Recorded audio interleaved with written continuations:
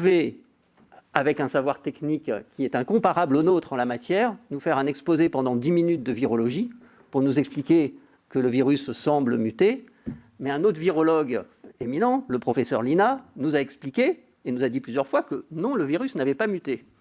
Et ça ne fait pas beaucoup avancer notre compréhension. Nous avons besoin, nous ne sommes pas dans des conflits. Ce n'est pas notre méthode ici de mettre en scène des matchs de catch et de générer du conflit. C'est notre méthode de faire ressortir les points qui font clivage. Et si pour vous, ça peut être pénible parce que vous avez des conflits avec d'autres collègues, d'autres confrères qui sont parfois effectivement virulents, ce n'est pas notre problème. J'en suis tout à fait désolé pour les uns et les autres, mais nous devons rendre compte aux Français, aux personnes qui résident sur notre territoire, de ce qui s'est passé, et sur ces sujets fondamentaux qui sont les vôtres, la recherche, les tests, le dépistage. Vous faites partie des personnes qui avaient une expertise et qui ont été en désaccord avec d'autres. Et pouvoir vous entendre, vous répondre entre vous, est pour nous essentiel dans la construction de notre représentation et de notre compréhension de ce qui se passe, de ce qui s'est passé et de ce qui se passe. Et puis enfin, dernier point que je ne souhaitais pas soulever parce que ce n'est pas l'objet exactement ici, mais vous êtes revenu sur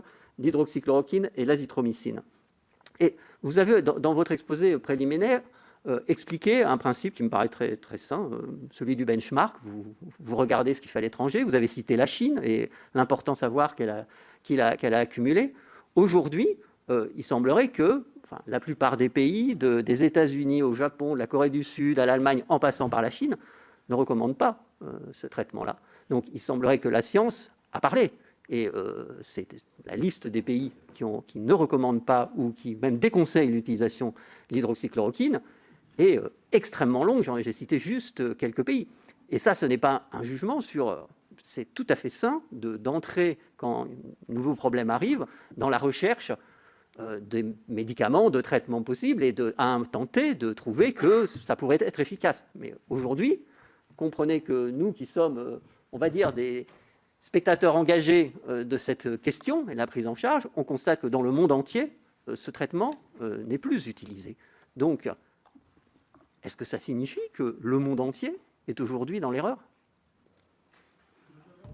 Ah oui, merci. Vous inquiétez pas, vous allez pouvoir répondre. Merci Bernard de ces questions. Donc je vous donne la parole. Professeur, pour la réponse. Très bien. Donc je pense, je ne suis pas d'accord du tout avec vous, hein, bien sûr, sur aucun des points. Le premier point, c'est que la question n'est pas une question... Professeur, ce n'est pas un débat entre nous. Non, mais si vous avez des affirmations avec lesquelles je suis en total désaccord. Il y a 4,6 milliards de gens qui vivent dans un pays dans lequel on vit dans l'hydroxychloroquine, donc vous ne pouvez pas liquider ça comme ça. Je passe mon temps à faire des méta-analyses. Rien que cette semaine, il est sorti ce qui est sorti en Arabie Saoudite et en Iran.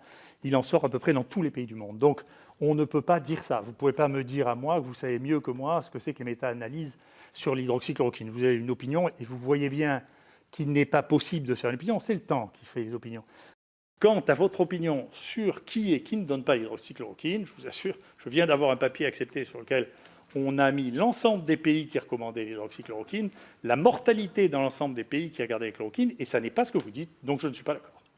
Donc vous émettez une opinion scientifique, et donc vous voyez, je ne suis pas d'accord, et donc que chacun fasse son métier, les vaches seront bien gardées. Vous entendrez deux échos, et le temps triera à la fin. On verra bien.